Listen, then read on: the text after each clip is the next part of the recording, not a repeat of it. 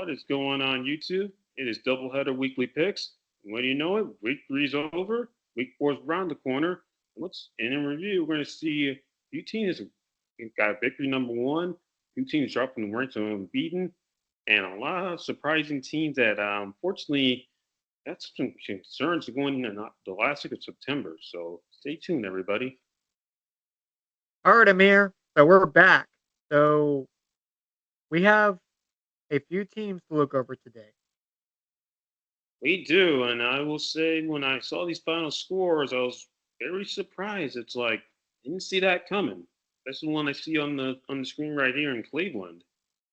Yes, absolutely. And man, it turns out I was the closest of the actual score. So Giants win 21-15, which is sort of a surprise because of the Browns defense.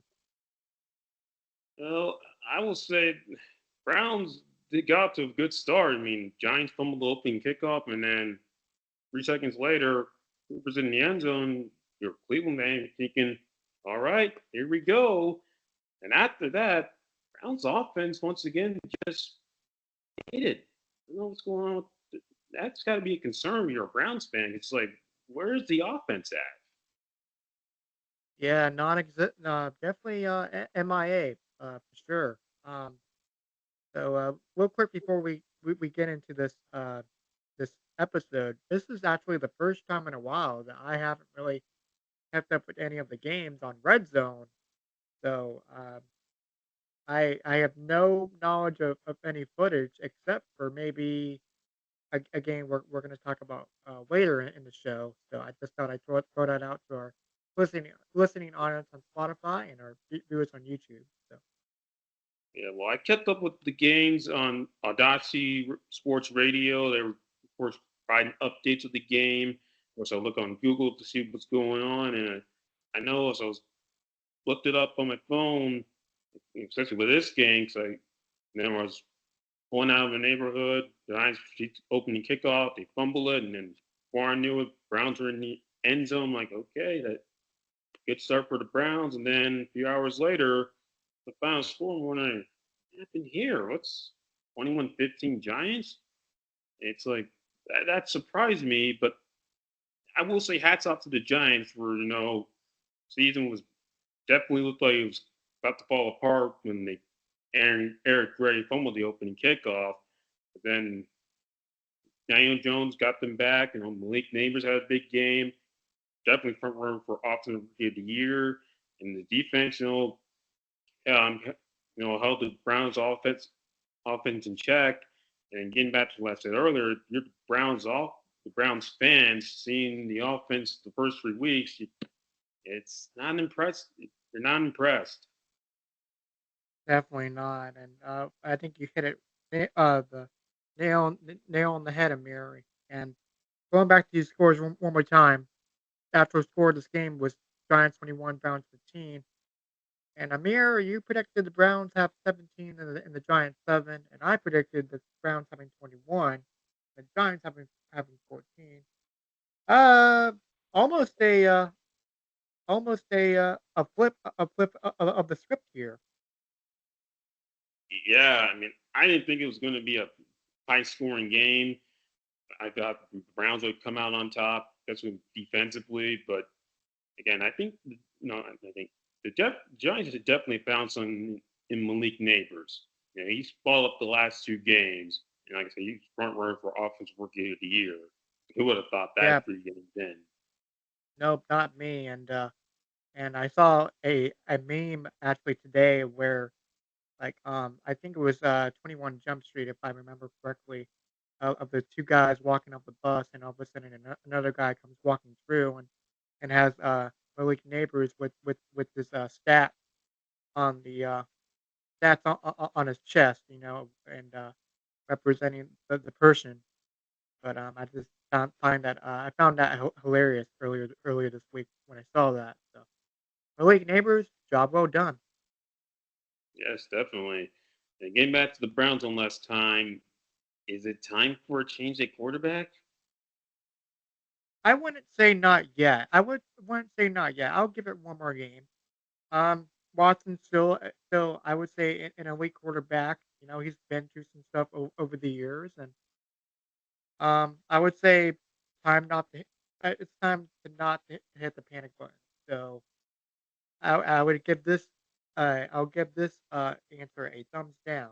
So Yeah, thumbs down for Cleveland, but thumbs up for the Giants. yeah.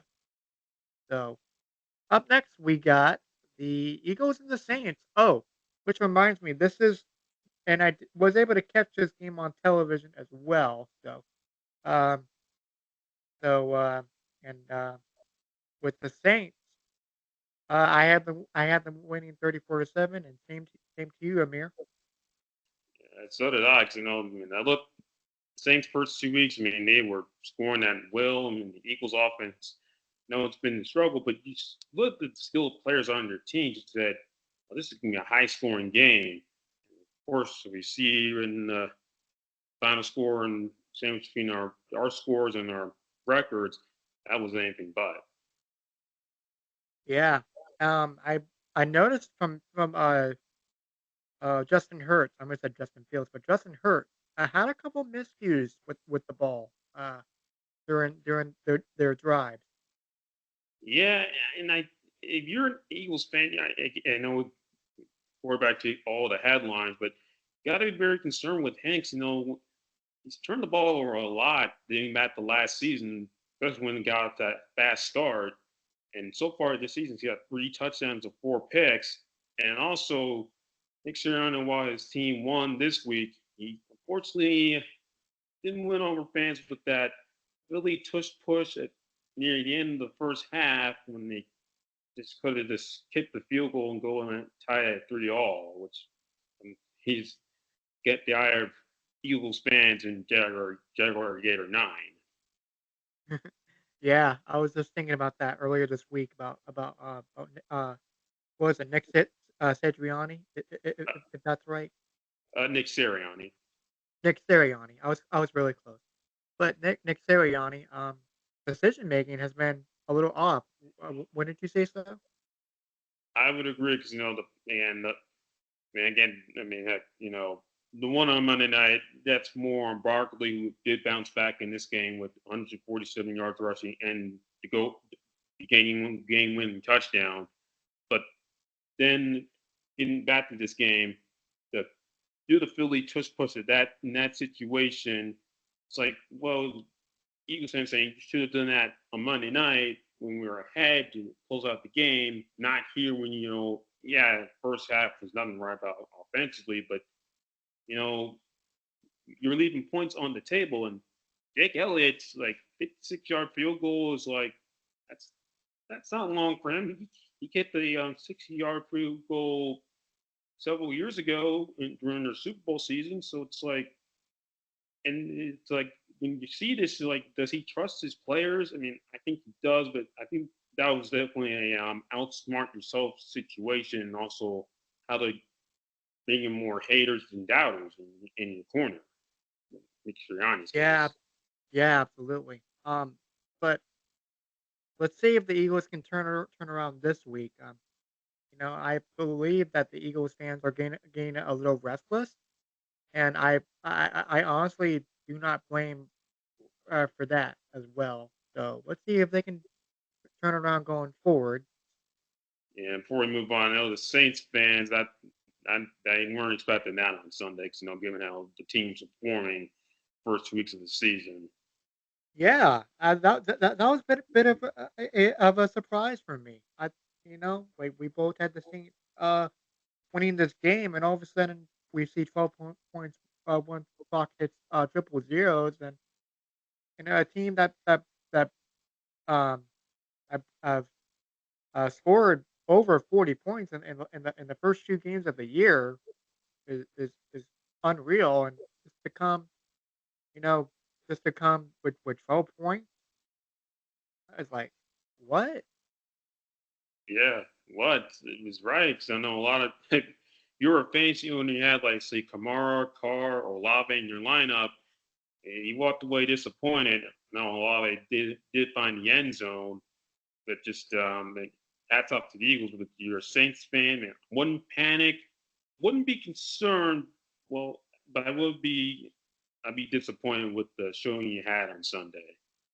Yeah, definitely a disappointment. Shouldn't be worrying just yet. It's just this is their first miscue all season, the Hmm. first 3 weeks. So shout out to New Orleans still, being competitive and keeping it close. Yes. Hmm. So this our next game would be excuse me. Next game would be the Buccaneers and the Broncos at Tampa Bay. So with this game, oh, we're off to another sluggish start, Amir. Uh, not good. No, and I was very surprised when I saw this final score. It was like Broncos offense looked sporadic. And then again, the Buccaneers offense last week in Detroit wasn't like firing all cylinders either, despite the win. And then also the last with this game and the game last week, Baker's been sacked 12 times. And then I'm a Buccaneers fan and coach that's a concern. You gotta keep your quarterback upright. And he's taking he's been sacked 12 times in the last two games. That's not gonna come out to bite you as the season progresses.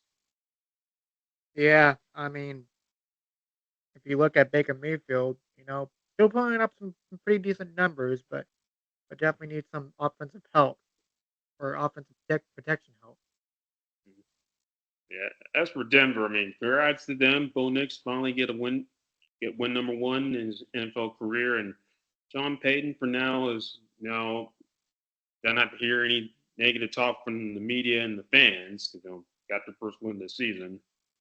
Yeah, it's weird because with Sean Payton winning that the Super Bowl championship years ago, and you know we think of him as that way, but now he's kind of think. Do you think Sean Payton's more of an afterthought than than what he used to be in New Orleans? I don't think he's an afterthought. I feel like guys like him, McCarthy, Tomlin, Harbaugh just don't get a lot of heat from the media because they didn't win more championships, say like Bill Belichick did with Tom Brady. And I get it; it's not easy. Tom Brady, Bill Belichick, and recently Mahomes and Reed aside. And I know things did not get up to a good start last season in Denver, and of course, there was a lot of ups and downs in New Orleans. They were pushing that middle of the 2010s when they didn't even make the playoffs. And here with Denver, Russell Wilson saga, Bo Nix, clock management, Nathaniel Hackett, calling him out, which I'm about to playing the Jets this weekend, more than that in a second. But either way, and I'll get to this one since you brought up the coaches. Are they going to make some decisions that make no sense? Yes. Is every play call going to be a home run? No. But do we always have to call them like they're an idiot, underachiever, fire them like after a bad week? It's like pump the brakes here, folks. It's just they're human beings after all. It's not going to be a smooth sailing every week or every play. Yeah, I really think the reporters or the media folks is too harsh. Like they try to find the answer right away, but at the same time, you just can't do that right away. Right, and getting back to Sirianni, and people want to say he's getting off by talent and all that stuff. Well, here's the thing: what are you supposed to do with that talent? Win with it or lose with it? What you gonna win with it? Is it gonna click on every cylinder? No. Is it gonna be pretty every week? No. Are you gonna win like a 10 championships in a row? No. There's 31 teams in your to compete with, not to mention teams in your division. Yeah, exactly. But I just thought I asked that question. When it came to the coaching overall. So up next, we have the Packers at the Tennessee Titans, and we found ourselves on the win column, Amir.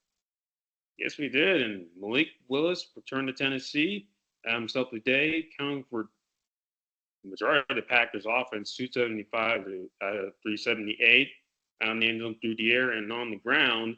And the Packers' defense is playing great the last 2 weeks, especially on Sunday, where they got 7 sacks, 3 turnovers, taking one to the house. First, you have Jair Alexander. And for Tennessee, Will Levis, your seat's getting hot in Music City. Really hot. Oh, I don't see any Titans Titan highlights on my social media feed, and not good ones either.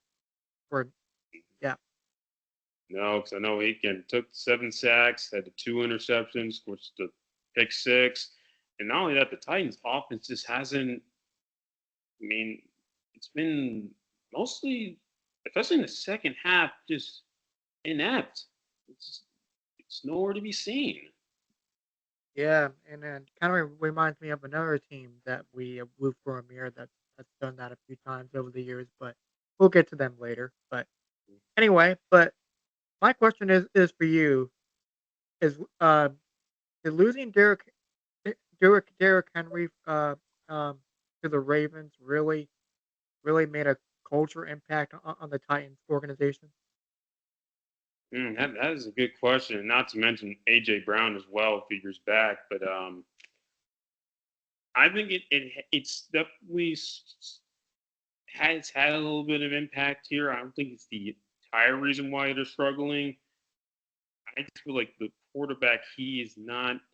It, it's more of the quarterback play or the offense as a whole than like losing one key piece. If that makes sense. Yeah, exactly. And maybe perhaps in the future they could the Titans could probably trade somebody else to get a star-studded quarterback because if you're looking at the Tennessee Titans football team right now, record wise, they are what 0 for 3. 0 for 3 and yep and maybe if that's the case, if they can't find the W column soon, so It's time for a change at quarterback. I mean, again, I know Lowe's. He's had more interceptions and touchdowns this year. That's the quarterback play in the South outside of Stroud's has been very spotty. Just like we don't know what we're getting. yeah, you never know what you're gonna get, right? Yeah, we know what we're getting, but it's not good football. No, it is not. But we chose correctly, Amir, so that's good for us. And so up next we got Colts, Bears, Bears are Colts. Mm-hmm. So like uh we uh we were we got another one. Hmm. Yeah, so yeah, cats off to the Colts. Victory number 1. I mean, good points on the ground, both on offense and defense. I know defensively you've given a lot of yards on the ground, and of course, guys got Jonathan Taylor who once again went over the center mark and found the end zone twice. But if you're in, for Anthony Richardson, there's some cause for concern because he threw 2 picks in the game, one in the end zone early in the game that nearly could have came out to bite the Colts. Nine, it could have won by 12 instead of 5, and you're completing 50% or less of your passes, and that's not going to work long term. Yeah, I'm just let me see if I can pull up his stats real fast, Anthony Richardson for this week. So looking at his stats from last game, 167 yards, passing, 0 touchdowns, 2 interceptions, and you're right, Amir, with the pass that got intercepted in the end zone, and what was that other interception that he had? He overthrew his receiver, and Andrew Catalon called him out both times in interceptions. They were just bad mistakes, and I said definitely she just in one in the end zone. There was 2 bears in the area. He was just thrown away, and then the second one he had a receiver open, but you overthrew him and allowed the Bears defender to make a play. and that's and he's and he even said during the telecast he has more interceptions than touchdowns through we're only 3 games into the season. He has six so Yep, far. exactly. And I was about to say that as well. So 3 touchdowns and 6 interceptions, and pretty odd this early in the season, uh, especially for still a young quarterback, still 22 years old. He'll figure it out eventually, you know. And I still believe in Anthony Richardson. I like his game. He has a strong arm. Can run the ball too if needed. So. Yeah, and the Colts' running game has been great the last few years. Something they lapped under Andrew Luck, but their passing game just hasn't been there outside of Michael Pittman. And part of the reason why they've been absent from the playoffs since 2020 is that they haven't been able to have an effective passing game, and then when they have to play from behind, they can't pull off a comeback. And then, as I say that to the Bears, when is that offense going to start clicking on all cylinders? I mean, there's Yeah, a lot of I don't. hype. Yeah, there's a lot of hype going into the season when you drafted Caleb Williams. Finally threw his first 2 touchdown passes, so congrats to him and threw over 360 yards. But we're losing by a lot, and it threw 50 plus passes. And it's very against Colts defense going over like 100 yards the last 2 games. So it's like, what's going on with that? Yeah, that is odd, and and you would think with those numbers, those would probably lead you to a victory, right? Right. So another guy that I haven't really thought about or haven't really seen yet is DJ Moore. Uh, so DJ Moore, where you at? Yeah, I know we're going to be seeing that a lot throughout this episode because there's a lot of players that haven't been haven't been making the impact of the way we thought going into the season. And the Bears' offense, DJ Moore hasn't made his impact yet. Keenan Allen's been hurt. The running game hasn't been clicking. And then Matt Eberflus, this is a make or break year for you, and your offense is struggling. I mean, you're lucky to be 1-2 because your defense has bailed you out, the team out in week 1. So yeah, you're basically a block punt defensive letdown away from being 0-3. And but Hmm. getting back to him, it's like, you know, your job's on the line here. A lot of hype for your offense. It's not clicking. A lot of game management issues that have come under fire. And also, got to a slow start last year, caught fire towards the end, and it's same script. Like, what's wrong with the Bears' offense? Why is it not clicking? Why are we not getting the results? Is it time to Yeah, fire the coach? What have you?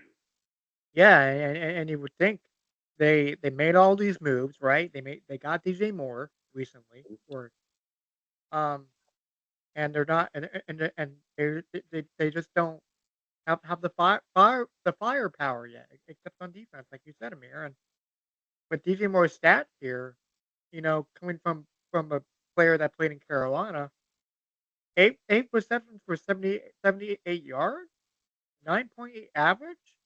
Like that's not gonna cut it. No, no, it's not. And then also, I mean, they haven't been top 20 points yet this year either. Yeah.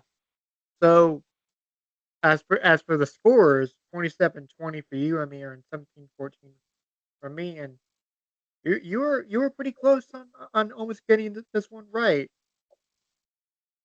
Yeah, definitely. I knew the Bears are gonna.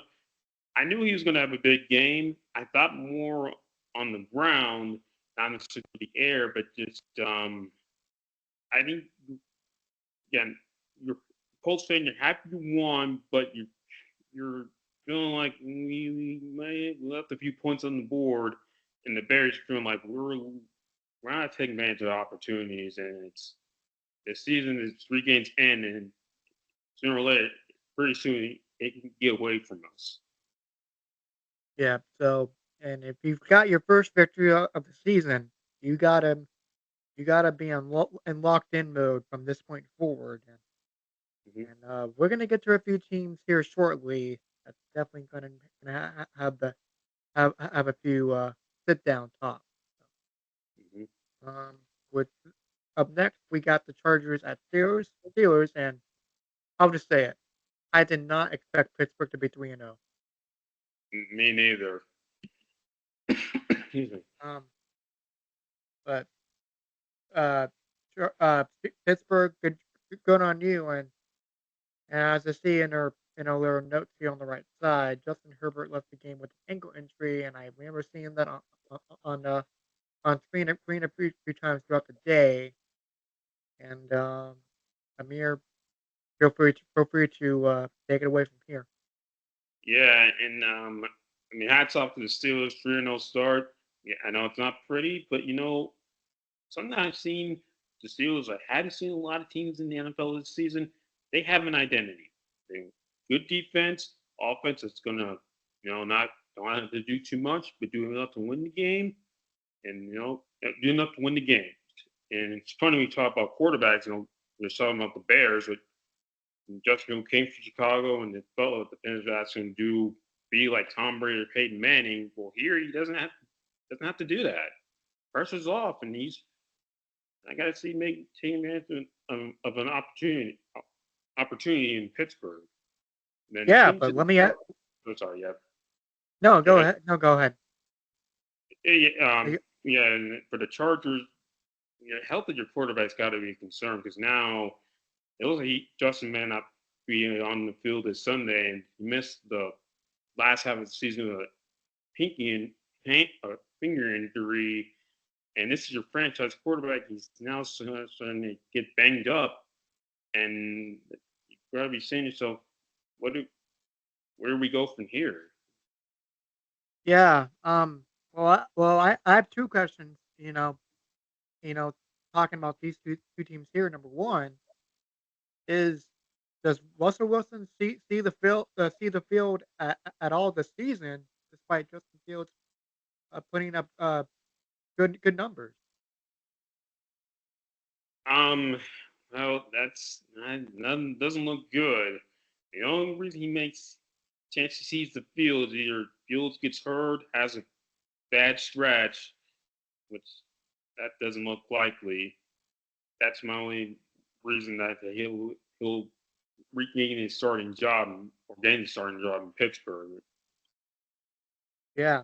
So, but Justin Herbert, you know, uh, being hurt again, in a short time span, does the um excuse me, does the Chargers kinda do like a trade thing, kinda like what I think Tennessee has to do and get a star-studded quarterback?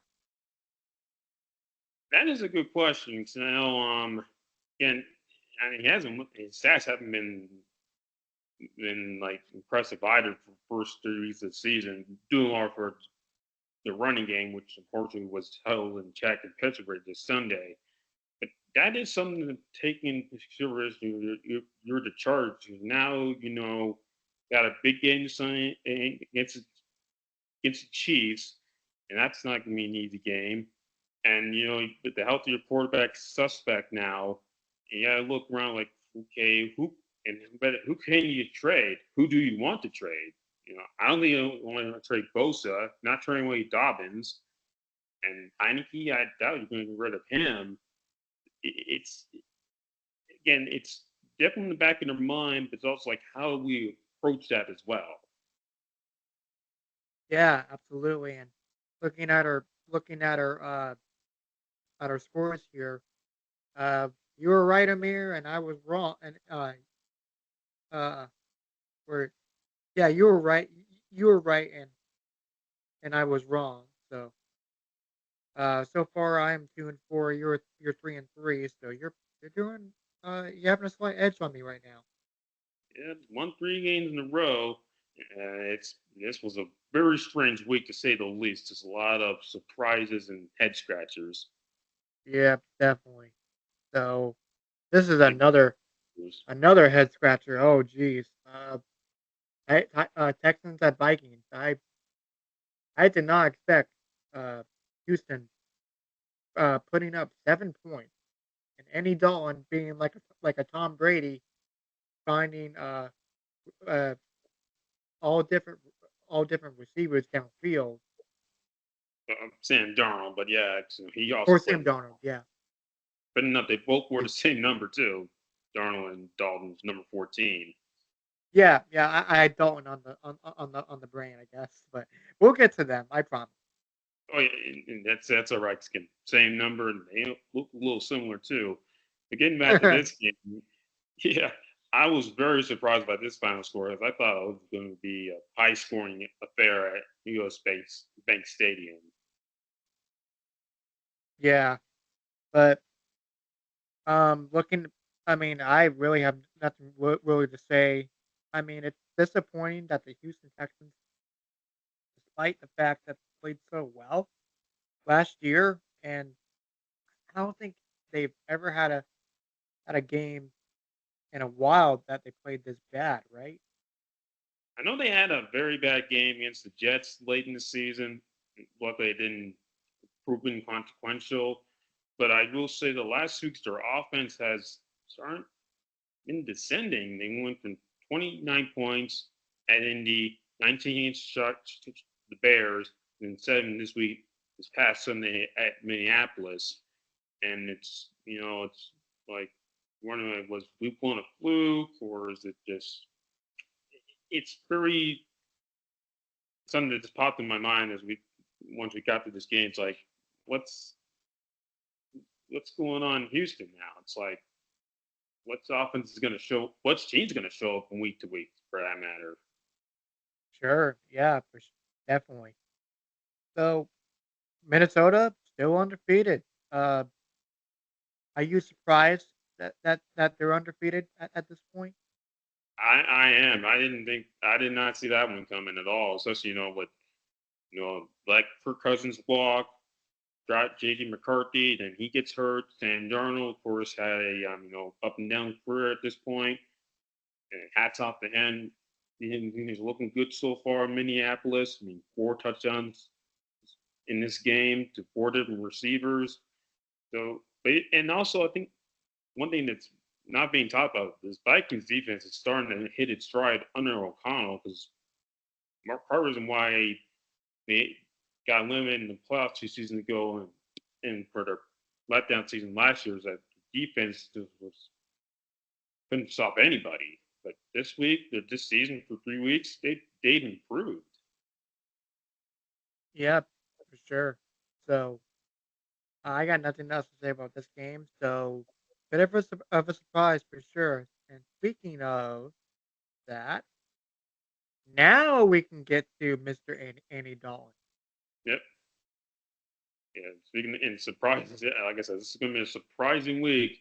Yeah, I don't think anyone saw this coming. Game in Vegas. No, 36-22 was the final score, folks. 36-22. Man, as a Panthers fan, and I'll admit this, I was excited.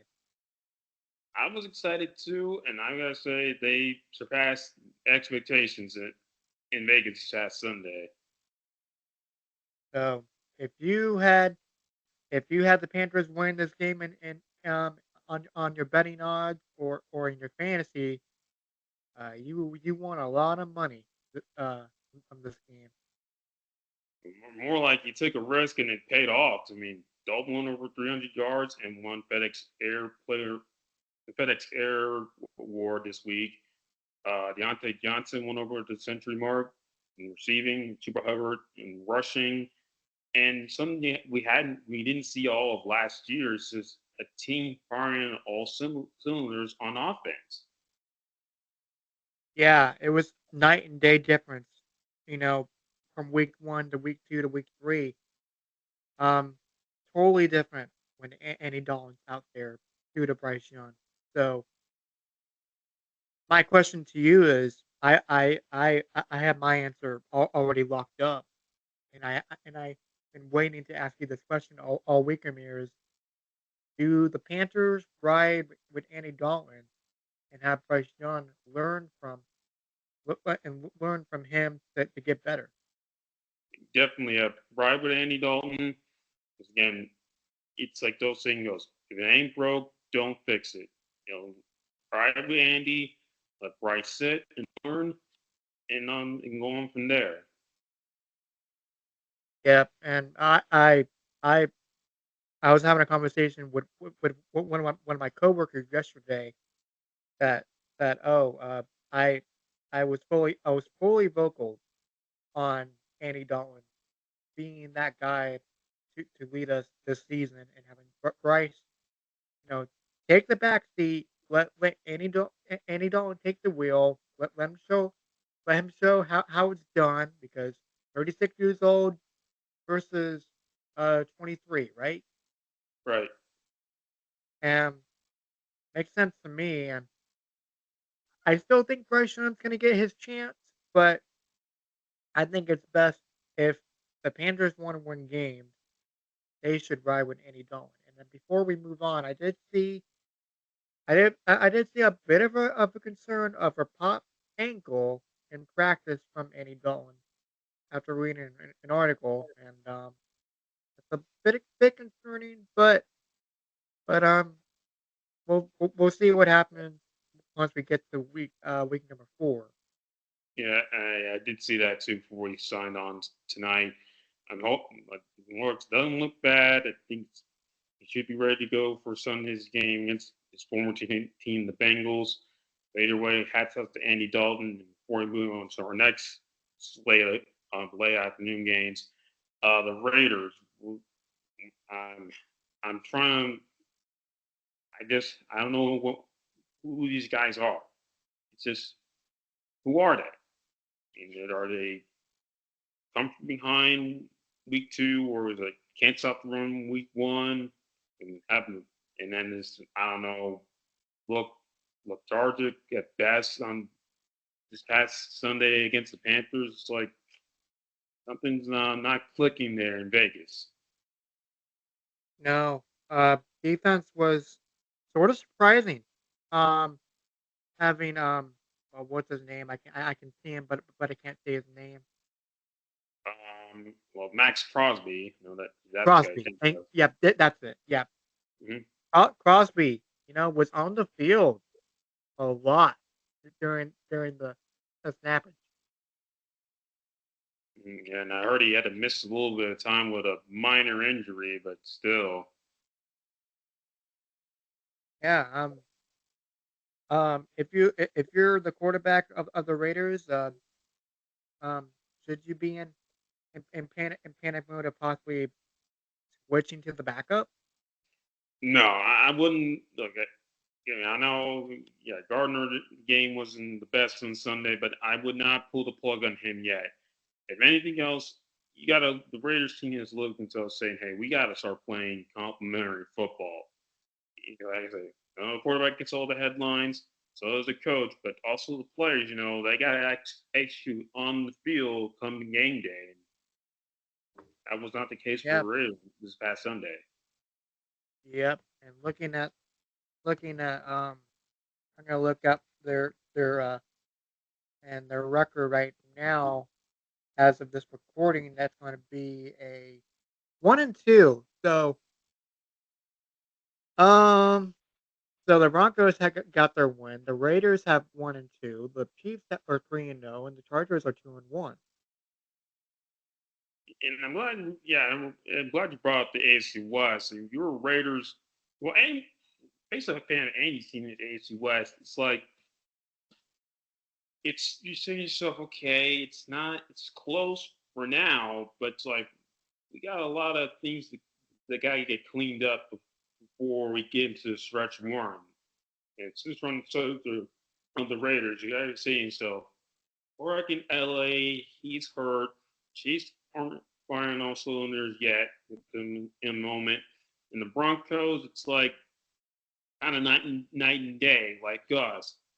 And she's like, we got to focus on ourselves before, I mean, the Raiders, before we, focus on these guys. Again, 3 games in, yeah, the play's not going to be lights out, but also it's like you as the fan saying, is this like a once in a blue moon kind of thing, or is this how the season's going to shape out?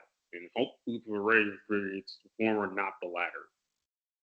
Yeah, and we'll definitely once we get to week 4, it'll probably make a whole lot of sense going to see who they're gonna play next. So as for the Panthers, wonderful job again. Hats off to them. The only Andy Dalton, the first quarterback this season to pass over uh uh becoming the first quarterback. Excuse me, becoming the first quarterback to throw 300 plus yards, 3 touchdowns, and no interceptions. So I just thought Yeah. I just wanted to say that right Mhm. uh for for everybody involved. So And also, who'd have thought the Panthers would be the only team in the NFC South to win this week? I didn't see that coming either. no, definitely not. I was speaking to my brother about this uh actually Sunday night. 2 hours after the games concluded, I was like, "We're the only NFC South team to win this week." I'm like, when was the last time that happened?"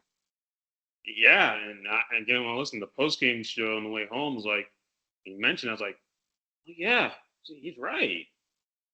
I was like, and you mentioned too, it's like, when's the last time this has happened? I don't think the last, even during their last playoff season, 2017, that happened at all. But either way, hats off to the Panthers, and congrats to Dave Canales getting his first victory in the NFL. Absolutely. Shout out to him and Dave Canales and getting his first win. So we'll see what happens in week 4. But Seahawks and Dolphins and Seahawks are up next. And let's see. Ooh, 24-3. Dolphins with 3, Seahawks with 24. Yeah, and we'll start with the Dolphins. Now you got back-to-back weeks, both the starting quarterbacks didn't got hurt, two with the concussion. Skylar Thompson had an issue, and he looked a bit wobbly towards the end of that game. And you got to be thinking yourself, boy, we have all these weapons, but we don't have a competent single caller holding the ball. I mean, our chances of contending are going to start dwindling as the season progresses. Yeah, it doesn't look good if you're a Miami fan for sure. I mean, you got the players, but I can't even think who's gonna be the third string quarterback at this point. In 3 games into the season, too. Yeah, that's what makes it even more surprising. So as for Seattle, Amir, they did some great things, putting up 24 points on the board. Yeah, and again, who would have thought they'd be 3-0 and leading the NFC West after 3 weeks? I didn't see that coming. Nope, neither have I. Neither have I. I I feel like I'm in one of those games like take a shot where one of us says I didn't see that coming. I'd be drunk. I'd be a little tipsy by now if we said that a lot this episode already. Yeah, and if anyone's taking shots, but don't take too many, okay? Well, you stay sober out there. But yeah, I know Yeah. for Seahawks fans, 3-0, they'll take it. I know they got a very hot start, cooled off a little bit, but defense, man, playing good this first weeks of the season, or played great this Sunday, holding the Dolphins to 3 points. And I know the offense, 4-17, cold streak, but then, finally put the game away in the third quarter with a score. And like I said, 3-0. Who would have thought? Not me at all for sure. So I got nothing really to say about this game. And oh boy, No boys right, but this game. uh, Dallas, you have some explaining to do. And Scooter Magruder, if I'm saying your name correctly. Yeah, Scooter Magruder. Yeah, Dallas. You were singing Mike Zimmer's praises after week 1, but since then, You can't seem to stop the running game. You gave up. Al Kamara had his your way with your defense week two. And then Lamar Jackson company, they can do no wrong on the ground this past Sunday. And then where's the rushing offense at for Dallas? It's nowhere to be seen either. So it's like, No, yeah, everyone wants to make Mike McCarthy the punching bag because that seems to sell. But I think the whole team's got to look themselves in the mirror and saying, this is not us. We're better than this. Why are we struggling as a unit and at home? You've lost your last three home games. They met the wild card round against against the Packers. It's like when they going to start winning games at AT&T Stadium? looking at the rushing stats, Ezekiel Elliott, 3 attempts, 6 yards. That's it. That's not what they. That's not what you signed up for when you signed them back in the spring, Cowboys fans. No, and Rico, what's his name? Micah Parsons. Is that what you're thinking of? No, Rico, the running back. Oh, their other running back, Rico, and Rico he hasn't shown up Doward. either. Rico No, Bowers. I'm just, I'm just looking at CBSSports.com and looking at these rushing stats, and that Prescott, wow, 28 for 51. 28 for 51. Wow. Whew. Yeah, and it's not. I mean, yeah, 50 plus. I mean, granted, you guys they were behind in this game, but so you don't Yeah. want him throwing the ball that much either. Yeah, it's okay to be down quite a bit, but just have Dak Prescott go over 50 times. It's not really ideal. It's not ideal, and everyone wants to throw him under the bus when they lose. Well, he can only do but so much. If he's not on the field, he, how is he going to score points if his defense can't stop the run? He, you're asking Dak to do the impossible. Seems like every season, especially every time the Cowboys are trailing or losing. Again, he can't control. He can't. He's not playing defense. If my Mike Zimmer saying and Coach McCarthy, I gotta get my defense together saying, hey, you guys gotta pull in your gaps, know your assignments, because right now teams are we are dominating the line of scrimmage against us, and as a result, we're losing and getting a lot of criticism from the media. Granted, yeah, you're America's team, but still. Now for Yeah. Ravens, you finally in the win column, but you gotta be saying yourself, we should have had this game put away a lot sooner. Yeah. I'm just gonna take a look at the stats one more time on CBSSports.com. Lamar Jackson, 12 for 15, 182, one touchdown. Derrick Henry, 25 attempts, 151, 2 touchdowns. So they felt that they got it done for sure. And in 251 yards rushing, you're going to win a lot of games in the NFL. And also, Derrick Henry finally had a big game in the Ravens uniforms. I know a lot of pundits were like ready to write him off, and then they showed him like, hey, this is why they signed me in the offseason. But also, if you're a Ravens fan, you also got to think yourself, okay, we could be 3-0, definitely could be 0-3, and 2-1. It's more, when are we going to finally put it all together this season? Because you guys were picked to get to the Super Bowl, as was Dallas, and earlier turns is like, well, you may make the playoffs, but you won't be hearing chants of seeing any Ravens fans in New Orleans on Super Bowl Sunday, and Cowboys fans too. That this doesn't things don't improve.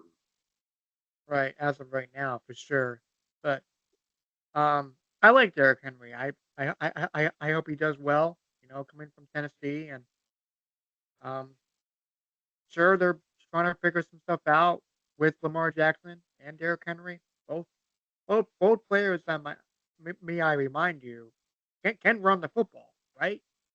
Oh yeah, I mean, yeah, 251 yards rushing from the Ravens this past Sunday.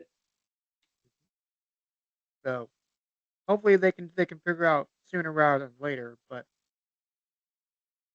so we have the Lions and Cardinals up next. So not really a surprise here. Um, I would say pretty straightforward. I think. I mean, it got to a very hot start. I mean, both teams traded touchdowns the first three drives, and then after that, things cooled off. Mm. Yeah, I mean the Cardinals are being competitive, which is a good thing. I mean, I think they still got a lot of work to do. Well, I know one thing they got something in Michael Marvin Harrison Jr., who didn't have like big stat line like he did last Sunday, but he's found the end zone the last 2 weeks, and he's got a certain form of connection with Kyler, so that's good. For the Lions, their offense has been night and day. It's like when you guys gonna like like the Ravens and the Bears gonna like put it all together? Because second half of that game, nobody in the Lions uniform scored a point. And this is against the Cardinals team that's like, not expected to make the playoffs, like some very good skill players like Harrison, Murray, and James Conner. But Lions fans like the Eagles, a lukewarm 2-1. If that makes sense. Hmm.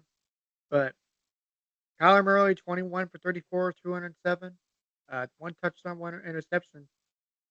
And I'll take back to what I said. They have a solid team. It's just the question is, can they improve of what they have? I think. I think definitely they can. I mean, they again got James Conner, got Marvin Harrison Jr., and you got Kyler Murray and Chief Seth McBride at tight end. So you got the skill players on offense, and even the defense has been playing good the last 2 weeks. And the Army win over the Rams week 4, and then own the Lions off the scoreboard in the second half. That kind of things also like can they put it all together for 4 quarters? Yep, definitely. So Lions get it done. 20 20 to 13, and we were both right. So you're 7-4, and I'm 4-7. So our next game would be the Rams, the 49ers at Rams, and I did not see the 49ers losing this game at all, despite that the what the Rams have been up to the first few weeks. And not only that, their history against the Rams really since like the end of 2019 to last season, just Kyle Shanahan had the better of Sean McVay, and then first 3 quarters of this game was like, okay, yep, same same script as usual, especially with that big game from Juwan Jennings, 11 receptions for a buck 75 and the trifecta. And unfortunately, you guys couldn't. Fortunately, couldn't. What I'm saying. Yeah, because the 49ers defenses mostly can't hold the lead. In the last 2 weeks, you've been in both games, but couldn't close out the game. And you're up by 10 points and had that game in the bag and couldn't close it out. And that's got to be a cause of concern if you're a Niners fan. Yeah, and think about this too. Still no Christian McCaffrey. Yeah, and Debo Samuel's out, and Kittle he ain't still for this game either, and you still got to look at what happened here. You got a big game from Juwan Jennings. As for Mister, who's the guy who had that holdout? It's now his memory slipped my mind. Brandon Ayuk, I don't know where you're at, but hopefully you find a way to turn it on eventually. As and Yeah, I defense. got his stats actually right here. So targeted 10 times, received 5, 48 yards, 0 touchdowns, and kind of a rough day at the office. And rough start to the season considering he was asking for all that money in the offseason and he's been nowhere to be seen 3 weeks in. Mhm, definitely. So going back to our briefly pick segment here, we're almost done here, folks. So we finally made it to the prime time matchup. So Patriots at Jets on Prime Video, which was the Thursday night game that we talked about last week. And before we get into the Jets game, just one few more things on the Rams. I mean, hats off to them because it looked like their season was about to fall off the rails. And this Kerwin Williams guy, I mean, hey, you got a stud in that guy. He had a trifecta as well, and outsparked that Rams comeback, and then had that walk off field goal. And also, that was the first time the Rams have beaten the Niners at home in the regular season since 2019 or excuse me 2018, first time ever at SoFi Stadium. Because the only other time was the 2021 NFC Championship game. So Hmm, hats off, hats off to the Rams for coming from behind performance. definitely. So let's see if the Rams can turn around after a sluggish slow start. So we got the Jets and the Patriots up next, Amir. Yeah, and speaking of bouncing back, the Jets had that forgettable performance at Santa Clara week one. Then they had some growing pains week two at Nashville, and then but they'll put it all together for a victory. And then week three, it's like the Panthers. Everything was working. Offense, found the end zone. Defense was dominant. Special teams, was able to put points on the board as well. And Aaron Rodgers starts a little bit surely, starting to turn back the clock to his days in Green Bay. And the Patriots, well, it's not one bench percent yet, but we did get our first look to Mr. Drake, or Drake May? Yeah, Drake May in this Drake game. Drake May. Yep. I want to say, didn't say Derek May. It's like Drake May. Yep. Drake May from UNC Chapel Hill. Yep. And But yeah, Chapel replacing NC State. First ever went to NC State. that's right. Yeah. And this is, I would say, I did not see this coming. So, like, so I did not see this coming from New England putting up 3 points. No, and I will say the Jets defense, you got to be first time in a long time feeling like finally we can play a game and not look at the offense with the dirty look. Say we actually, complement each other. 7 sacks in the game, held them to buck 39 on offense, and to and only a field goal the entire game. A plus performance by the Jets defense, and then the Jets offense. I know it's not. I know Garrett Wilson hasn't quite hit his stride yet, but no, I think this is the time. This was what they envisioned for this offense when they signed Aaron Rodgers last season. Well, of course, his Achilles gave out early into the 2023 season. So, and also first time they beat the Patriots at home in 9 years. So glad that they got rid of that losing streak as well. Yeah, I think there's gonna be a lot of losing streaks broken from New York this season. Um, because they've been downright. I hate to say this, terrible. Yeah, best terrible, inconsistent as well because they just haven't found that quarterback that can lead start for 17 games and also lead an offense. And with Aaron Rodgers, they have that. And they didn't get that at all with Zach Wilson last season, or at the Yeah, three seasons he was with the Jets. yeah. The tables have definitely turned as of right now, and let's just see if the Jets can keep it going. I agree.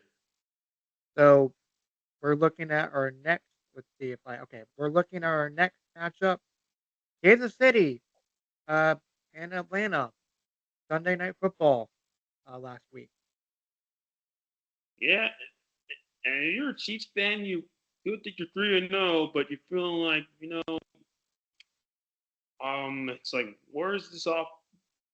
Why are we not getting changed to 2018, 2019?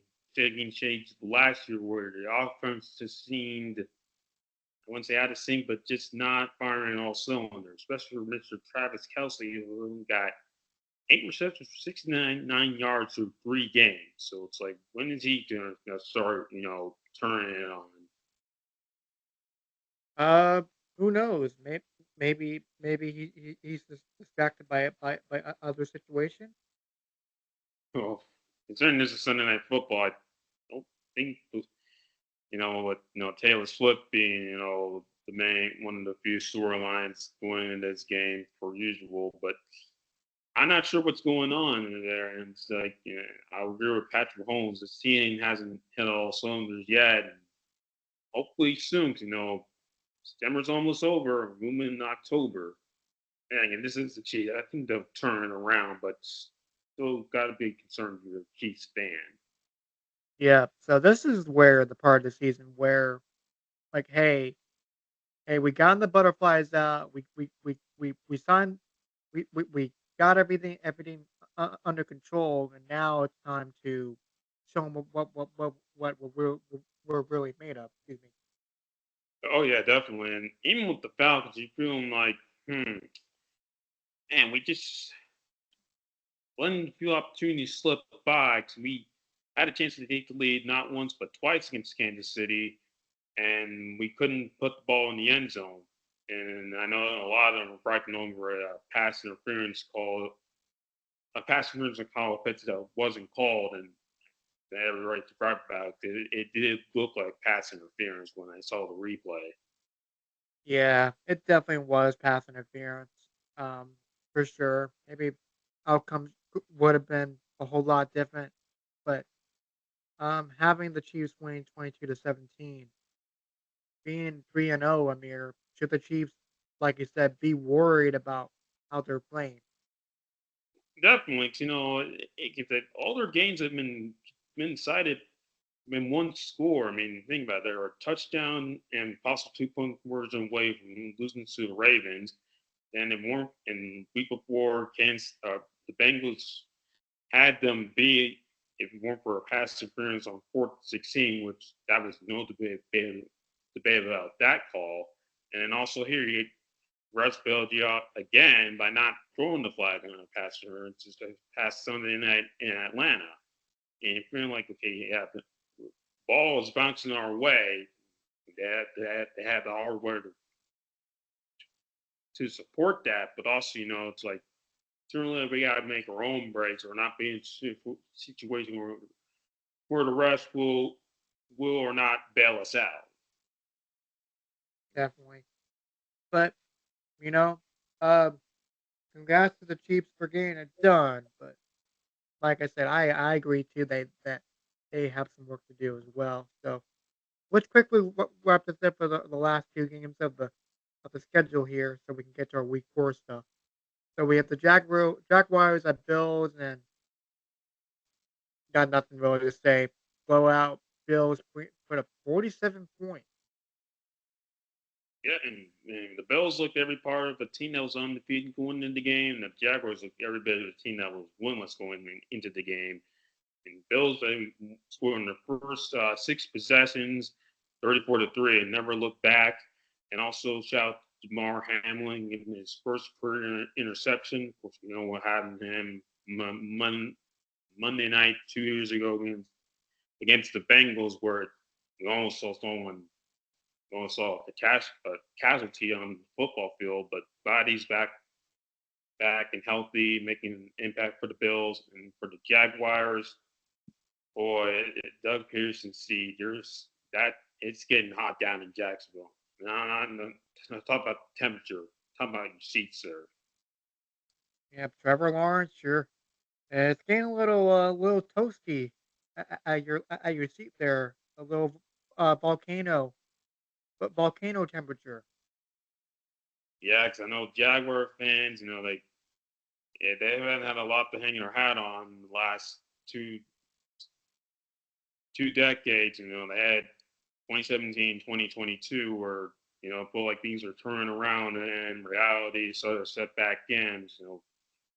Last season it looked like 11 games in, AFC South title was coming back to Jacksonville, and then Trevor gets hurt, and they haven't been the same since, and it's more the same this season. It's like they blew the lead against Miami, had a chance to beat Cleveland, and then just were blown out the door, blown off the field against the Bills. So let me ask you this: should the Jaguars bench Trevor Lawrence? No, I wouldn't bench him. I know his play this season has not been up to par, but I will say this for Doug Peterson, like I said, where that seat's getting hotter as the as season progresses here in Jacksonville. So I'm just gonna look at the record real fast, if you don't mind, Amir. So Okay, looking good. at the record, they're 0-3, and you got two teams in the AFC South that still hasn't won a game yet in that division. I might add. Yeah, and I mentioned them earlier. The quarterback play. I mean, outside of Stroud, it just doesn't look. It's very suspect at best. It's just not seen. There's more. There's a lot to be desired from Richardson, Lawrence, and Levis. I mean, Stroud hasn't quite hit his stride now. It's been gazing for him yet. Even the Texans offense, as I mentioned earlier, has descended the last 2, 3 weeks. It's just you again. It's not panic time, but you realize September's almost over, and sooner or later this could get out of hand. It can get away from you, and before you know it, it's like start looking might start battle for 25 a lot earlier than expected. In case the Titans and the Jaguars and the team we're about to discuss in a few moments. So let's just jump right into it. I think you hit Mm-hmm. the nail on the head. So Commanders at Bengals. Amir, like I said, or like we said all episode long. Please tell me you did not see this coming. Commanders having 38 points. Not only that, but Jaden Daniels going 21 for 23 and not having two incompletions. It's like hats off to him. I mean, that's great, but you're a Bengals fan. That's not right. Yeah, that is definitely not right. And just looking at the Bengals now, just doing a quick Google search on another screen here, looking at the AFC North, the AFC North picture now. They're the only team that still hasn't won a game all season. Yeah, and I know Bengals fans, the last two seasons they got off to slow starts. They were all overcoming in 2022. 2023 didn't quite work out. But now here in 2024, it's like, okay, we're 0-3. We could have won all three of these games, but that's not. At the end of the day, you happen to wins, and then being back to the game on Monday night, you allow the Washington team to score on all 6 possessions, minus the kneel down at the end of the first half. And it's a rookie quarterback that no one that's playing better than Caleb Williams. And who would have thought that going 3 games into the season? That it'd be Jaden Daniels, not Caleb Williams, who'd be saying, yeah, he's got a shot at offensive rookie of the year honors. Yeah, if I mean, this has got to be rookie of the month for Jaden Daniels, right? Because this is definitely gonna give some recognition and Dan Quinn, head coach, right? You know, found a way to get it done. Yeah, and I mean, now that you mentioned, I mean, man, just what a turnaround on offense where he went week before was kicking 7 field goals to scoring on every drive, scoring 6 touchdowns, or excuse me, 5 touchdowns on offense in 6 drives. So that's hats off to them.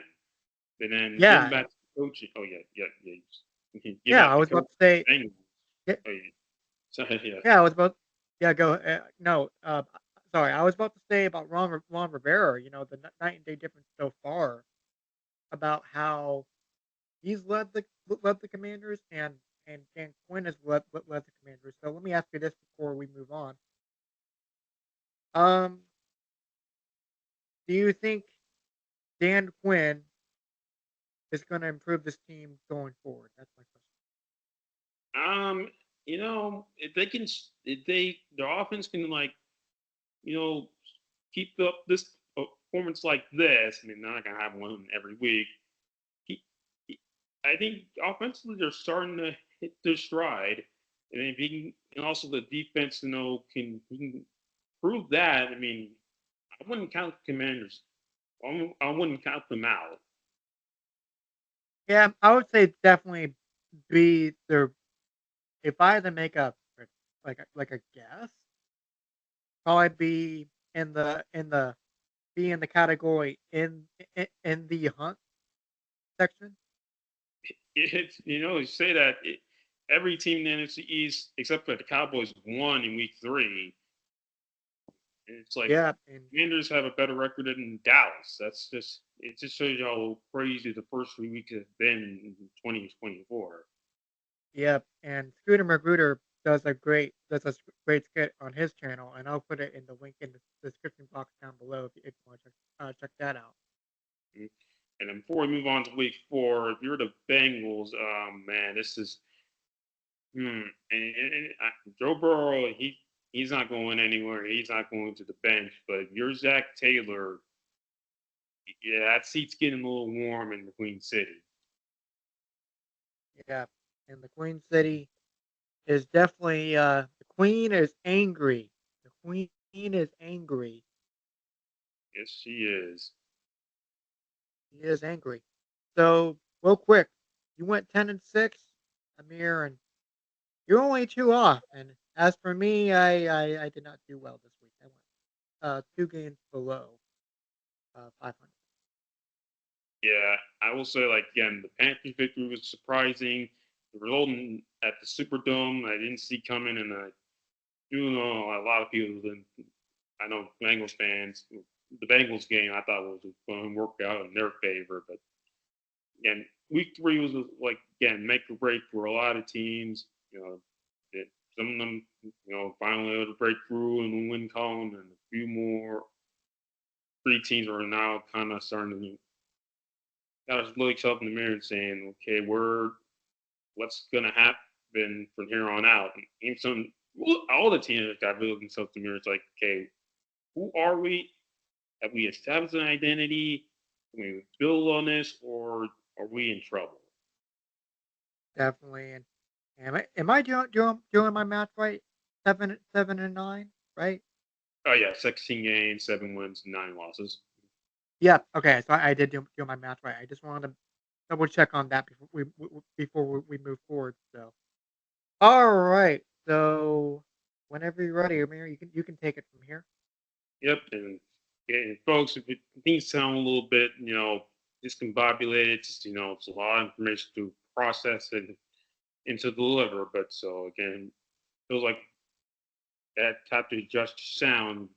No worries, just sometimes get tongue tied or stutter. It happens. Hmm. So, week 4. So we have Vikings at Packers. Oh yeah, it's on CBS. I know this is gonna be a homecoming for Aaron Jones. He plays for seven seasons with the Packers for signing with the Vikings in the offseason. Also found found the end zone as a Viking this past Sunday. So I know it's going to be a big game for him. I will, but I think the Packers are going to spoil the homecoming. I think they're going to win this one 38-24. Hmm. This is gonna be fun. CBS affiliate will have this game, and I'm gonna be a little bold on this one and pick Minnesota. Um. So Vikings will win it. Well, Vikings correctly.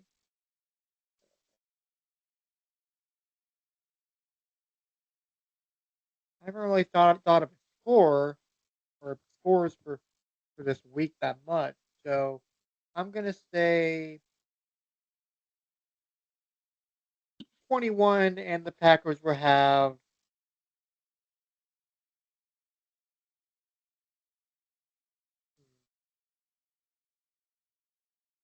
18. Why not? All right, should be gonna be a close contest at Lambeau Field. You know, could go either way. Yep, definitely. So I got nothing really to say when it comes to this game. Really, it should be a fun matchup. Let's see if Sam Darnold, yes, Sam Darnold, not Andy Dalton, Sam Darnold can be 4-0. Yep, yep, and see if Aaron Jones has a big game against his former team at Lambeau. Yep. So up next we have Jacksonville at Houston. Um. Okay. I'm just gonna get my prediction out of the way here. Texans will win. I'm gonna say 31 to Jacksonville's 14. Hmm, okay. Hmm. I I will just say think this. Yeah. I just think Mm, Jacksonville has been in a tough spot really. yeah, I would agree with that.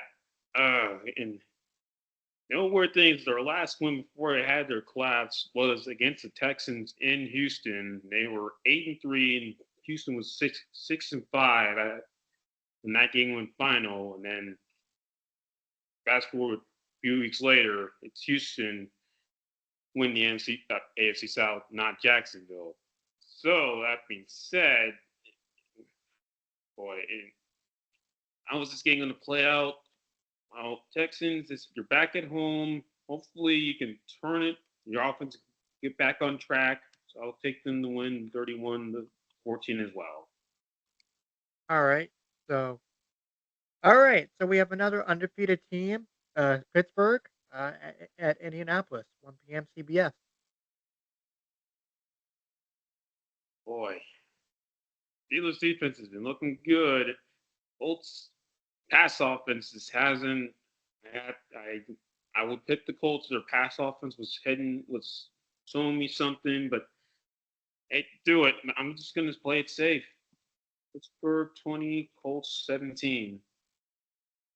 So looking at the betting odds, actually, I totally forgot to bring up the betting odds at ESPN.com.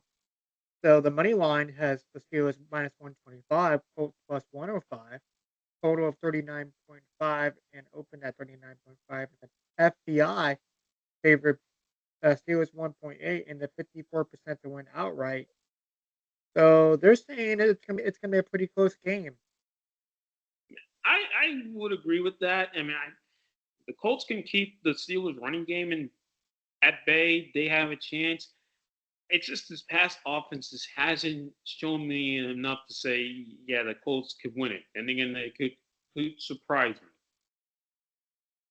Yeah, I'm gonna have to agree with you, Amir. 20-17. I'm gonna probably, we're sticking close to the betting odds. So, wouldn't you agree with that? I would agree. So, and going back real quick to the Green Bay game, let's see what their odds are looking like for people that are wondering. Let's see. So the Minnesota game versus Green Bay is a lot money line Vikings plus 120, Packers minus 140, total 43.5, open 42.5, and the FPI favored the Packers by 2.4, 55.7% went outright. And let's see, did we miss anybody else besides those? Houston, Jacksonville. Right, Houston and Jacksonville. So let me look up their odds real fast for people that are wondering. All right. So the money line is the Jaguars at plus 250, Texans minus 300, total of 45.5, open at 45.5. FPI favored Texans 4.3, 61%. to win outright. Houston, 61%. Hmm. Well, I mean, yeah, I mean, Houston has again kind of just ended the last 2 weeks, so it's not a big percentage I thought it would be, but 61 seems reasonable. Yeah. So I just thought I'd throw those stats out there for our listening audience as well, and as well as our audience viewers. So Broncos at Jets coming up next. And before we get into this game, going right back to the Colts Steelers game, we'll say this for Colts fans. I know there's gonna be a lot of motivation in that game as well because despite finally beating the Steelers last season, they made the playoffs. You guys didn't, and so you're saying to yourself, they got to keep it in the back of your heads going into this game. And now switching gears to the game at East Weatherford, yeah, it's gonna be some motivation for Nathaniel Hackett and to us Sean Payton. Nathaniel Hackett was the Broncos coach 2 seasons ago, and fortunately that didn't work out. So, and unfortunately, Sean Payton called them out in the week to up to their game last season, which was won by by the Jets, who were led by Zach Wilson. And it's Russell Wilson. Either way, no Russell and Zach this go round. Well, Zach is on the Broncos sideline or on the roster. He won't be playing this week. It'll be Bo Nix. But having said all that, I'm going to go with the Jets, 27-10. Yeah, I don't really expect much from this game. Jets should easily get it done, in my opinion. 24. I'm gonna say 10 as well. Uh, for this game, so I would have to fully agree on that. So ready to move on. I'm ready to move on. All right. So up next, let's see. Saints at Falcons. Okay. An NFC South matchup. 1 p.m. Fox affiliate. Yep. Kirk Cousins versus Derek Carr, with Cousins winning the previous two meetings with it's in 2017 with Washington and 2019 with Minnesota. This is being played in Atlanta, their third home game in four their third home game in 4 games. And let's see here. You haven't won the first two. Saints, I think, looked a bit vulnerable last week. But I think the Falcons have finally put it together and get their first home win of the season, 29-26 over New Orleans. Yep. And looking at the betting odds real fast, the money line of the Saints plus 105, Falcons minus 125, total 42.5, opened at 43.5.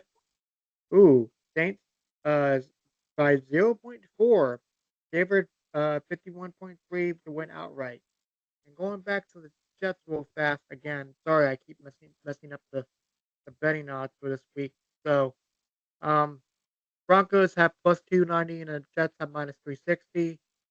And the total is 38.5, open at 38.5. FPI favored by Jets by 8.4, 70% chance to win outright. So those are your odds there. And back to the Falcons and Saints. I'm gonna stick to the betting odds as well, and have to agree with you. Amir, 29.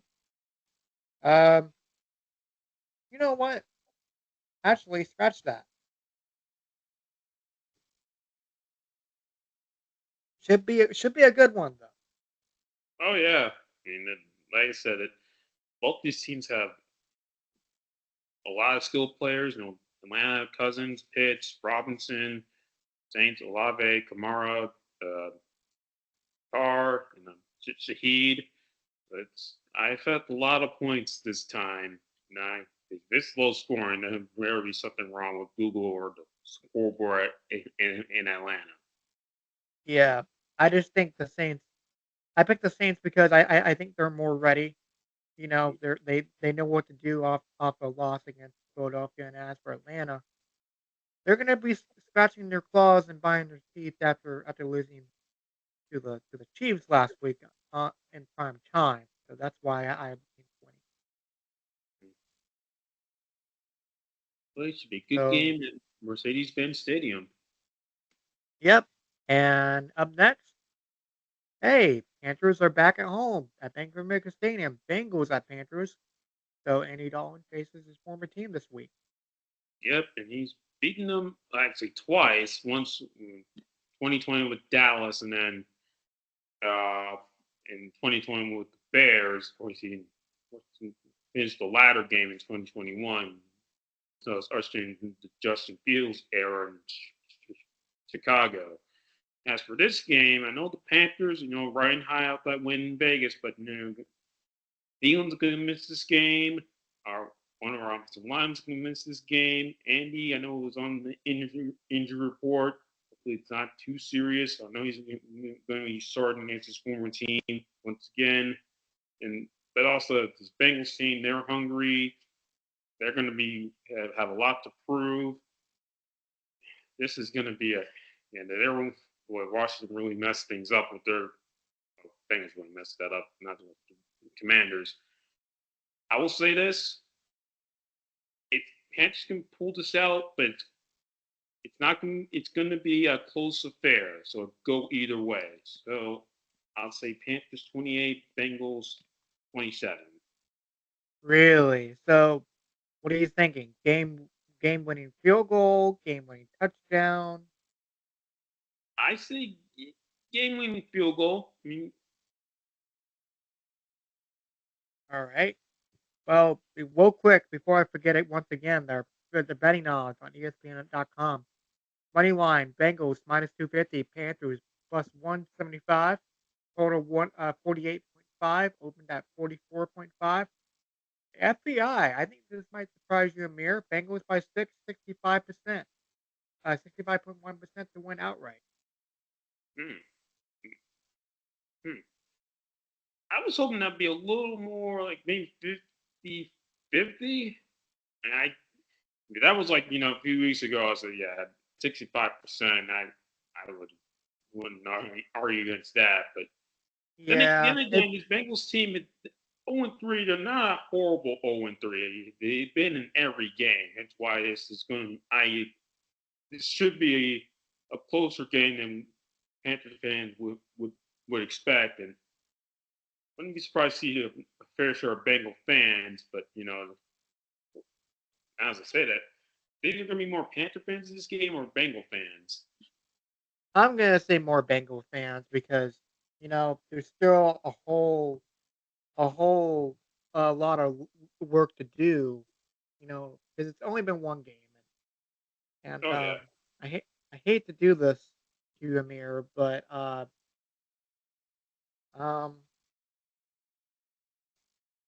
Bengals win at 24-14. okay. So you think it's gonna be more of a okay. So it's not gonna be as close on your end. No problem with that.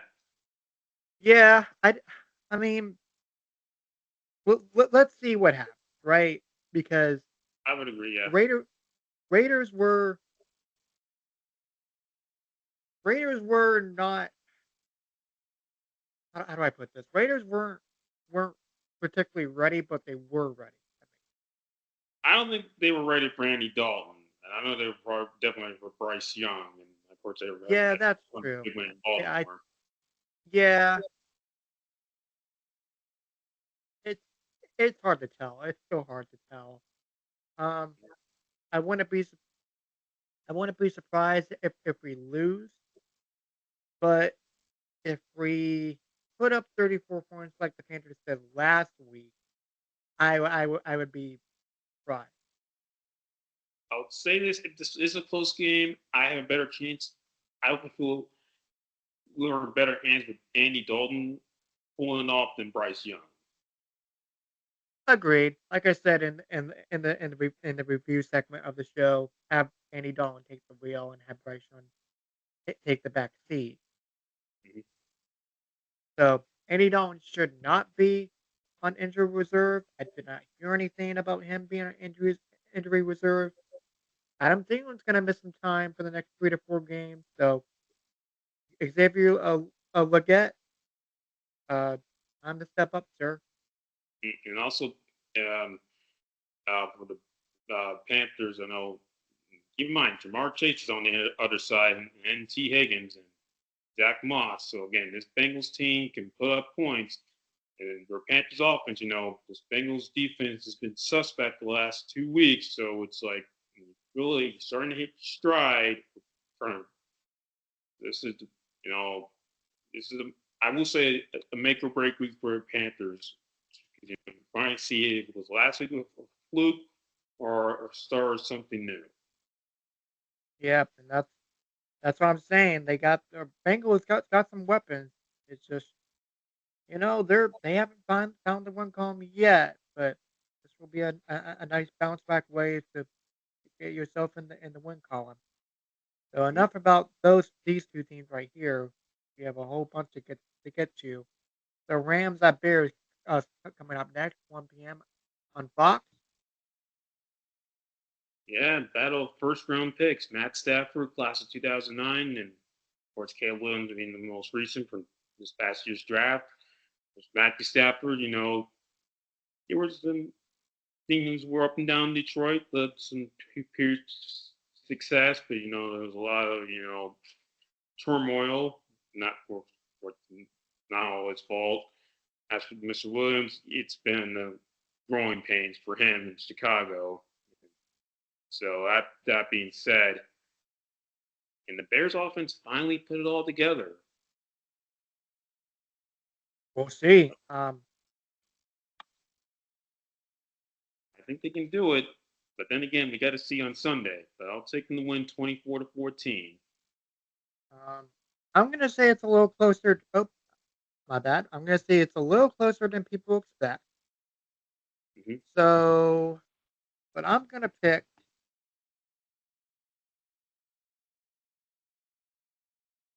Yep, slowly typing this out. So, um, yeah, that seems reasonable. I would say 21 is a good good, a good selling point. Yeah. Yep. And I will say for the Bears offense, and the last time you play it on your home field, the offense was nowhere to be found. You don't expect the defense to bail it out this time. Fans at Soldier Field want points from the offense. Definitely. And defense has been good, has been great, but offense has been MIA recently.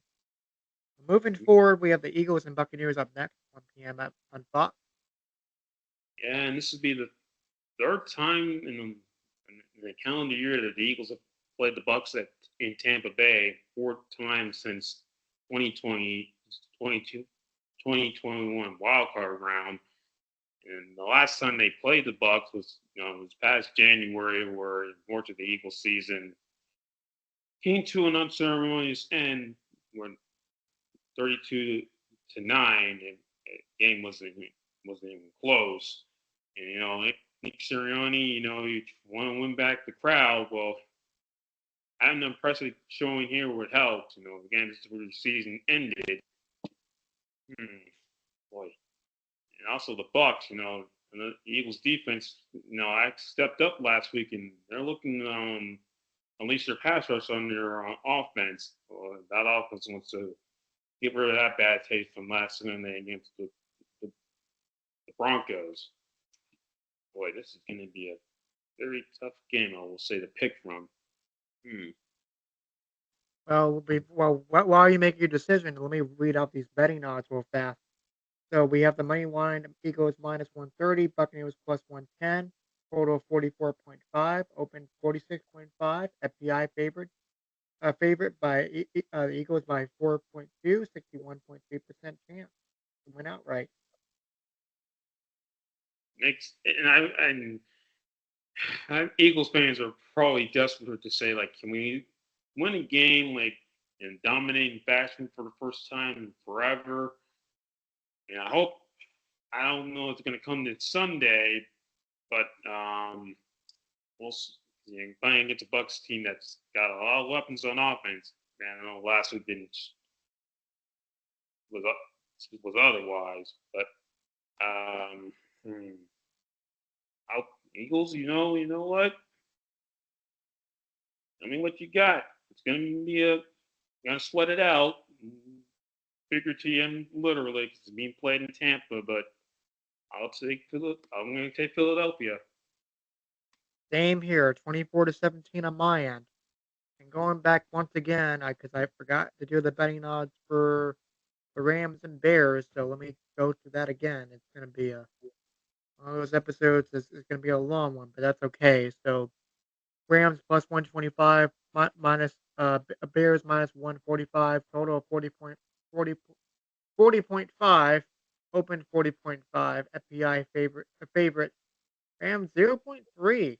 Wow, 49.9% to win outright. Yeah, and again, I think the Bears' offense has to show you something. Hopefully, starting with this game, that that hey, this why we got so much hype in the off season. So I can see why they're favoring towards the Rams going into this game. Hmm. Definitely. So the Commanders and Cardinals are up next, 4 p.m. 4:05 p.m. on Fox. It'd be a sneaky good game. I don't think Jane Daniels is gonna have like this game with two incompletions, but this Washington offense, they can pick up where they left off. This, like I said, a sneaky good game. Because again, Cardinals don't know pushovers. They are gonna make you make you your money's worth. So, I'm gonna just. I think the Cardinals might break through in this game, 30-27. I'm gonna say Washington wins it 24-17 for some reason. I feel confident in that score, but as soon as I'm done typing this up, I will read out the betting odds for this game. So give me one moment. So let's see. That looks good. All right. So All right. So the money line Commanders plus 145, Cardinals 170, minus 170, total 50.5, opened at 49.5, the FPI favorite. For Cardinals by 4.2, 61.5% to win outright. Hmm.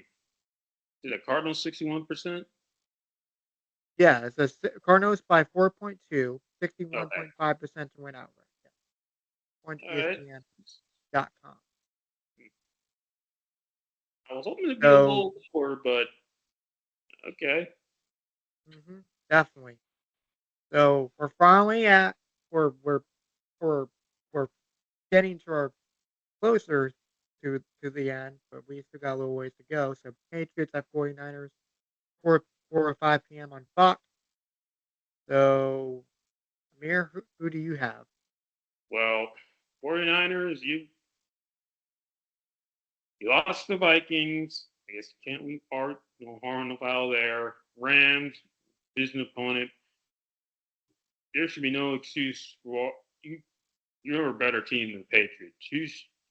This game is close, and there's got to be something wrong with the internet, the scoreboard system, SoFi or Fox. You guys need to get right. And I know you guys are short-handed, but you're a better team than the Patriots. So 49ers 31, Patriots 7. Yeah, I'm being a little nice to them. That being New England. So 24-14, 49ers win it. And real quick, once again, I have the money line up for this game on ESPN.com plus 400. Patriots plus 400, minus 49ers minus 525. Total 39.5. Open to 40.5. And get this, FPI favorite 49ers by 11.8, 77.3% to win outright. Yes, 77.3%. That'd be a little higher, but yeah, 77%. I'd say that, yeah, I would agree with that one. So I'm gonna stick with the betting odds here with that because 11.8, I got them winning by 10, so close enough, really. Well, say either way, if you're a 49ers fan, this game is 2 minute warning, and it's like a one possession game. You gotta be saying to yourself, Something's not right. Yep.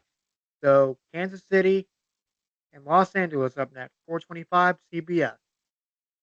All right. Well, Chargers. You're looking for your first ever home. Well, we're going to beat the Chiefs for the first time at SoFi Stadium since it opened, and the first home win against the Chiefs since we were in San Diego. That was in 2013. That was also the last time Marv Albert called an NFL game. I don't know why the words are not doing Ken, out, uh, coming out the way I Kenny want. Albert or Kenny Albert or Marv. Marv Albert. That was 2013. Dang, that was Marv Albert that did that game. Yeah, because it was on CBS. Marv did CBS games. Kenny did the Fox games, and that was also the last time the Chargers made the playoffs when they're based in San Diego. And that was at that time. I Jim Harbaugh was still with the 49ers. That's how long ago I that was. I totally forgot about Marv Albert doing those games. Golly. Yeah, and also that was Andy Reid's first season, and Patrick Mahomes was. Well, we didn't know who he was. He, he wasn't on the radar yet. It was Alex Smith. Well, Chase Daniels started got the nod for the Chiefs that day. The Chiefs had already locked up a playoff spot. Anywho, so it was out. It was sad that game. That being said, since then, Chiefs have won every visiting game, whether it's in San Diego, Inglewood, LA, what have you, in Mexico City as well. And any chance of an upset for the Chargers in that streak, well, it took a lot of hits this week. Herbert most likely won't play. Durham James is going to be out due to a suspension, and yet, and the Chiefs are looking to, or actually, well, Herbert's going to be out. Durham James is going to be out. But I will say one thing: one in Chargers' favor is that this Chiefs team has not, hasn't fired on all cylinders yet. Okay, so where's Travis Kelsey hasn't been lighting Sashi on fire at all. As that being said, man, I'm probably going to play it safe. I think that Duran James' absence really just the absence of Duran and Justin hindered any hope of this being upset. So I'll take Kansas City 28, Chargers 24. Sorry for Um, that I rant. think I think Kansas City whoops Chargers the Chargers butt this week, 27-10. I Okay. I I I don't see it right now. Like you said, the suspension was it like a betting suspension again from one of the players? For Duran James, it was he hit one of the Steelers receivers in the helmet, and they Oh, said that violation he can't violate the personal safety rules once too many. I'm like, okay, and I know it's player safety is a you know big thing in the NFL, but it's like I don't recall Duran James getting flagged that often for this, or this is first I've heard of it. Either way, it's gonna won't be suiting up for one game. Of course, Herbert's injury, I know that he's that's going to keep him out for probably for this game and maybe for the next few games, depending on the severity. definitely. So we have made it. Oh, we have one more Brown 425 game. So Browns at Raiders. So oh boy, Raiders that got embarrassed against Carolina last week, and Browns still looking for that offensive spark. Yeah, and the Raiders, I know that their home opener did not was a forgettable one, and the Browns it's just been it's like when is this offense going to get put it together? I think the Raiders are going to bounce back, and Browns, I gotta start thinking like, We may have to make a change at the quarterback position and how this game plays out on Sunday. I'll take the Raiders 27, Browns 13. Interesting. So basically a two-score game if you think about it. I mean, this is tough because Raiders have a Raiders have a solid offense, right? Oh yeah, I mean Devontae Adams, Minshew, Alexander Madison. I'm just my eyes are going back and forth of what to do, so that's why I'm like looking back and forth. Um,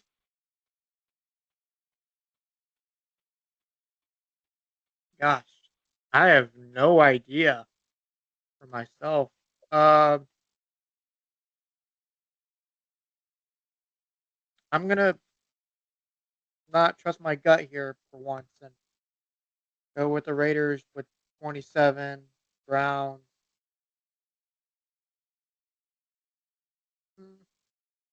17. All right. I just I don't see it right now. As as much as I want the Browns to do good, I mean I mean I mean I guess I am trusting my gut at this point, but at the same time I'm not. If that makes sense. In case the Browns like, what have you done for What me have you lately? what have you done to me lately? Exactly. Mhm. So um yeah, I as you could see, Amir, I'm lost for words. I wouldn't blame because again, this offense just hasn't been non-existent for most part. Just hasn't where has it been? It's just you know Sort of like a Carolina situation a few weeks ago. Like, where has this been? What have you done with me lately? yeah. And so far, Browns offense not an impressive an unimpressive showing. But looking at the betting odds real fast, we have the Browns at minus 105 and the Raiders at minus 115. And man, so total of 37.5, opened at 37.5. FPI favorite Browns by 0.3, 51.2% to win outright. So that's interesting. I think probably the Browns defense has been better than the Raiders defense. That's probably why they're in favor of the Browns. But again, it's just this I just offense I just don't trust it. Yeah, me neither. I for once I have to disagree with the betting odds for this week. I just don't trust it. I really don't. So let's just move on. Cowboys at Yes, Giants up next. I can't wait to see the betting odds. Heard the betting odds on this game because I know. Oh yeah, and I'm glad we started doing this a few weeks ago, and happy happy that I was able to find this. So let me just read these out to you right now. So money line Cowboys minus 230 plus Giants plus 195. Total 45.5, open at 44.5. The FPI, Amir, do you have a guess or I'd say they had the Cowboys winning outright 60%. zero? Okay, you're close. 57.1%. Cowboys by 3.1.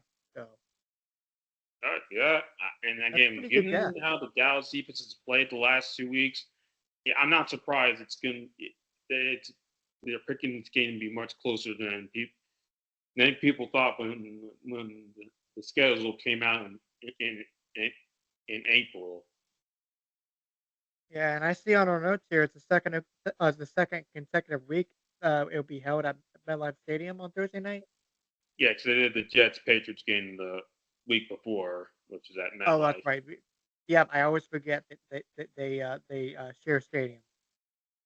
Yeah, it's once upon a time they didn't share a stadium. Same with the Rams and Chargers, but yeah, Yeah, and maybe we can do that in a future episode, perhaps. oh, definitely. So back to this game. Who do you got?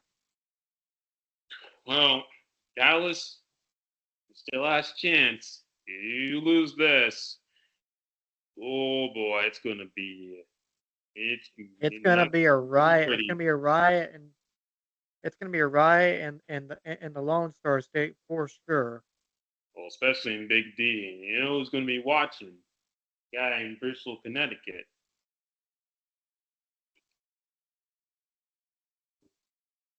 Dallas Michael Irvin, gives you the right? win, but you're going to have to sweat this out 27-20. And Mr. McCarthy, I don't want any clock management issues. Guess who else is going to be watching? JJ Gator 9. Um, this this has got to be. If this is not a blowout, then something's not right. So sorry, Giants fans. Hate to do this, but I think Dallas will come back in a big way. 21-7 will be my final score. We'll say this about the Giants. I hope the gosh your game plan involves a lot of running plays. If you have a chance to win, pull off an upset. So that's something to keep in mind. So Dallas first defense, it's vulnerable. Yep. And I believe, let's see how many games we have left. We have three more games left to go. Yes. So let's just see if we can quickly speed run through these real fast if we don't mind. Definitely. Oh, are you still there? Cancel here. Yep. Okay. So we have the Bills at Ravens, 8:20 p.m. NBC. So Sunday night football, and let's look at the betting odds for this. All right. So plus 115, minus 135, total 46.5, open 45.5, and the favored FPI is Bills 2.3, 56.9% to win outright. And I'm not surprised by that one because this game can go either way. And also, a lot of people hoping to be the AC Championship game coming January. Now, I'm on board with that. But of course, we got a long ways away from that.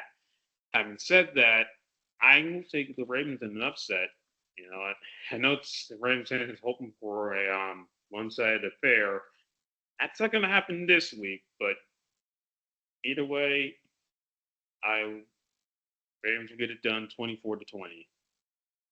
Yeah, I was thinking 23-20, but the Bills get it done. Maybe a last second field goal. I can definitely see that.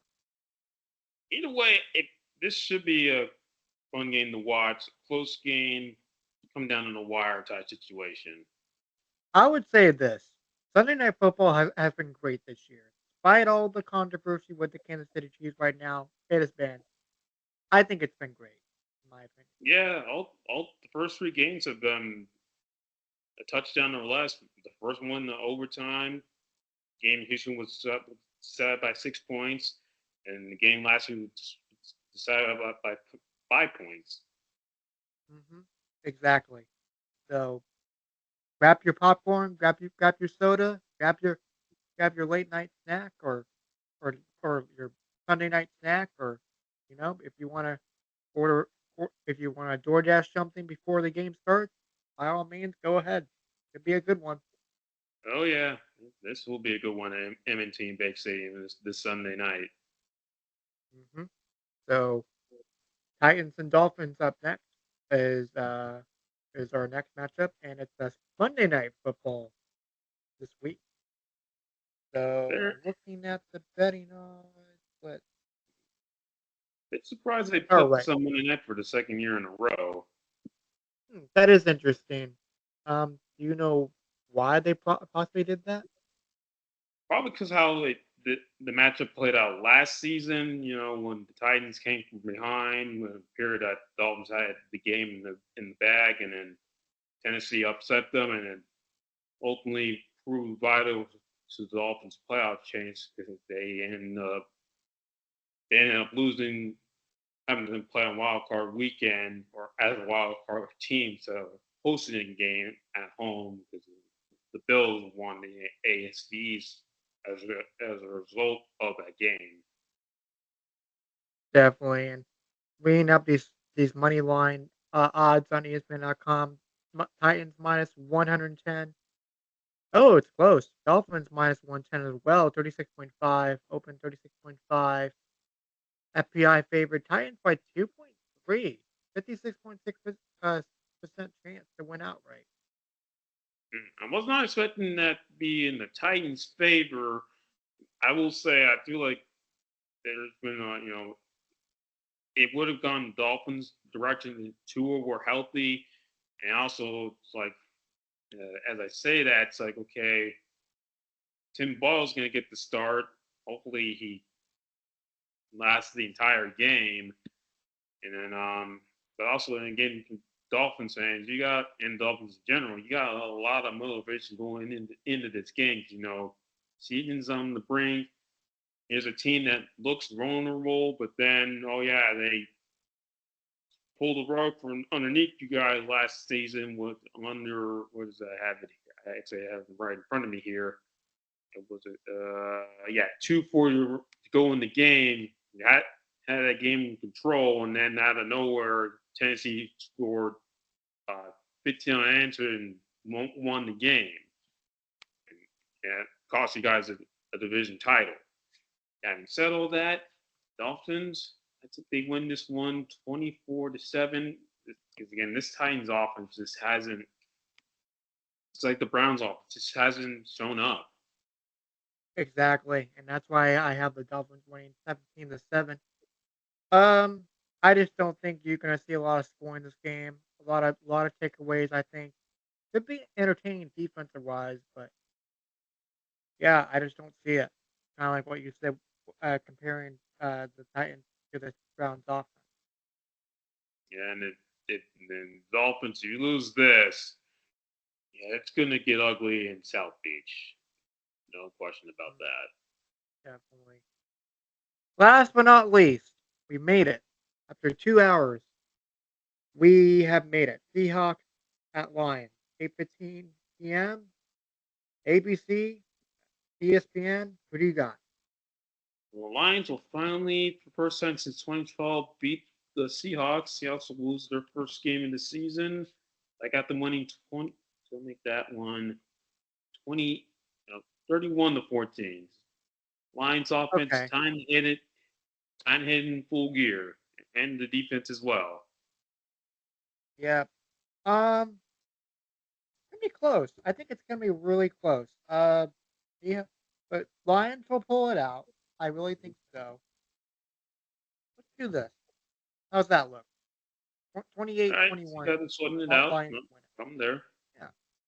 So Seattle's look good, Better right? than people thought, actually, but yeah, Yeah. So should be fun. it So should be. And they've had speaking of, success in throughout the last three trips. You know, game last year, we were before that in I think it was 2021, I believe as well. Or no, 2018. That was the other time. yeah. So to quickly wrap this up, Amir. What's your record for this week? I'm still gonna go with 12-4 again. I'll see. Again, I think that you know, starting to see teams forge an identity, but then again, once anything can happen on any given game in NFL. I'm gonna, yep, I'm gonna say 11-5. 16 games, right? Mm-hmm. No bye week yet, right? Yeah, no bye weeks yet. Mm. Wasn't there like an early bye week in week 4 in the past? Yeah, back when they had the 16 game regular season, and now there's been a lot of late bye weeks in December since they added that 17th game, which I don't know like why that is. Yeah, I do miss having a less game in my opinion, but that's another story for another day. But yeah, folks, after 2 hours of recording, we finally made it to the end. Thank you for sticking with us. definitely. And as I said, week 4 starts tomorrow. Let's see who wins and see who surprises us. Absolutely. So if you like what you see, feel free to like and subscribe for more. Hit that notification bell. What? Sorry.